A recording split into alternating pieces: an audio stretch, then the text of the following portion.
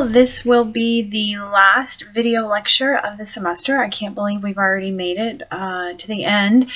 It's always very bittersweet for me as the semesters wind down. I get to know you all quite well as we go across the semester or throughout the semester.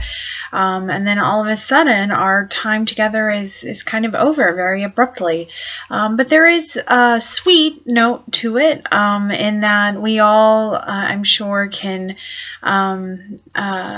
appreciate a little bit of a break, and then there is something about moving on to the next semester and looking forward to what's around the corner. So I'm going to go ahead and jump into the material. We're talking about global inequality this week. This will round out our inequality topic or unit.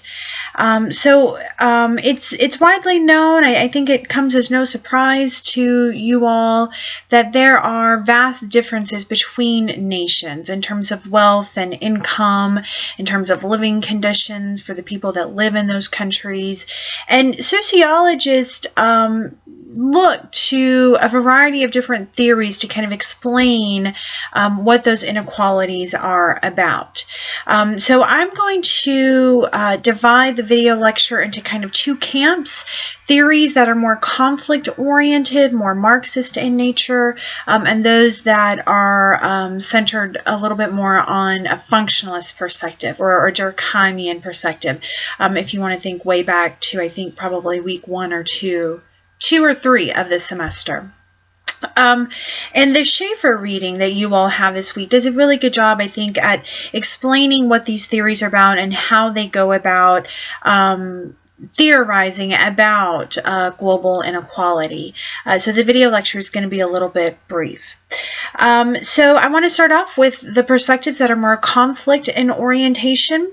These theories kind of at their core begin their analysis of the inequality between nations as it relates to colonialism. I think we all have a sense of what colonialism entailed. You had countries that were colonial powers over their colonies. So England was a colonial power over India. England was a colonial power over America in its early stages. And a lot of these relationships were very exploitative in nature. And they kind of dominated the world scene for centuries.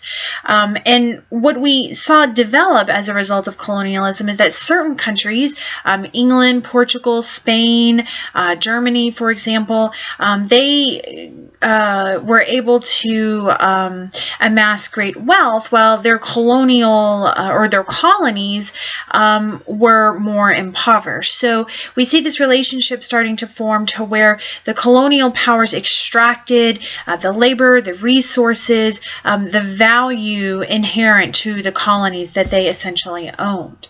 After World War II, colonialism was largely dismantled as a system, and it happened over several decades, but it was kind of finally came to an end after World War II.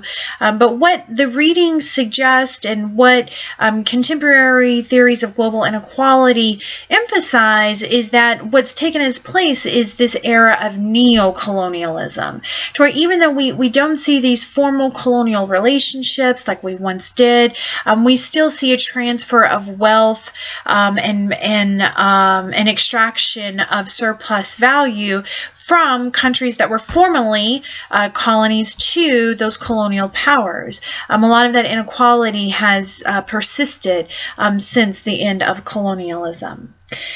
So thinking about specific theories associated with the conflict perspective, we have world systems theory and dependency theory. So world system talks about how nations are divided into 3 categories. You have core countries, which are the advanced, more wealthy nations. You have periphery on the other end of the scale. These are poorer countries. And then in the middle, you have semi-periphery, which tend to have characteristics characteristics of both core and periphery nations. World system theory suggests that countries relate to one another in such a way that those in the core dominate and exploit the resources, labor, natural resources, of those in the semi-periphery and the periphery. So they center on how the arrangements of the world system are very exploitative in nature to the benefit of core nations. Dependency theory is closely related. It focuses on how the development of poorer nations depends on, or let me back up for a second, how the development of poorer nations is locked into this relationship of dependency on core countries.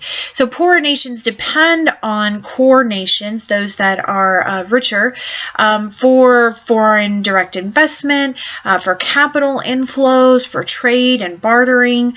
But in the end, that relationship benefits those in the core more so than it does in the periphery, but the periphery is still dependent on that relationship. There's almost kind of a parasitic quality according to that theory. This is in stark contrast to modernization theory. So this one is more functionalist in orientation.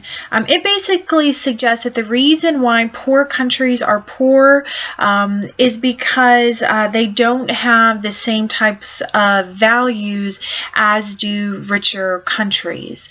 And it suggests that if they adopted those values, the pursuit of technology, for example, then they would be able to alleviate themselves out of impoverished conditions and experience economic development. As Schaeffer points out, many critique modernization theory as being kind of ethnocentric or Eurocentric in nature, and that there's a normative quality to it that values or places Western models of development or Western paths of development above and beyond maybe alternative methods of development that don't center on the economy as much. There are other ways to think about how countries may be able to develop. So that's all that I have to say. I hope that this has provided a little bit of clarity.